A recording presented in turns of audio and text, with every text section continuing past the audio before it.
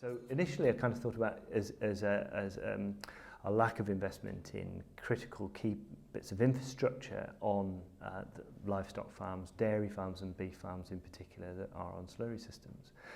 Then I thought about it a bit more, and it is much more complex than that.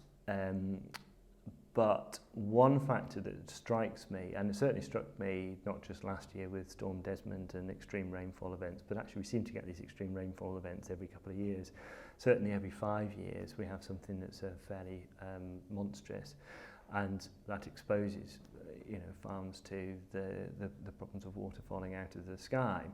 And so sometimes I think, well, actually, do you know what, your problem's water? And it comes back to that, and taking that different perspective on the problem, not just saying it's about spreading muck at the wrong time of the year. It's working out how we separate clean and dirty water can make a massive difference on a farm in a landscape with high rainfall.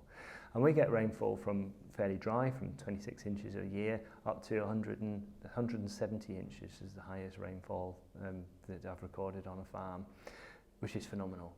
So we get quite a variation, and it's really ultimately how we deal with that. So many farms are built on hillsides, very close to a source of water, which when they were originally built maybe hundreds of years ago was very sensible, but suddenly that water, when it's cascading through at a huge flow rate, can be problematic for those farmers to deal with.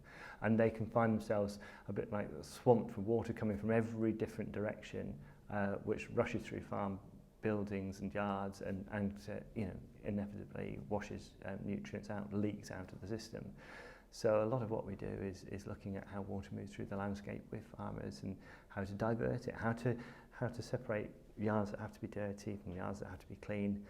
And it is a bespoke farm by farm approach to dealing with things, not just farm buildings, but also looking how they manage their soil. Are they going to continue growing maize? Is that a sensible use of resources? So all sorts of things that we can do. So water, I think, is the answer to the question, is how do we deal with that?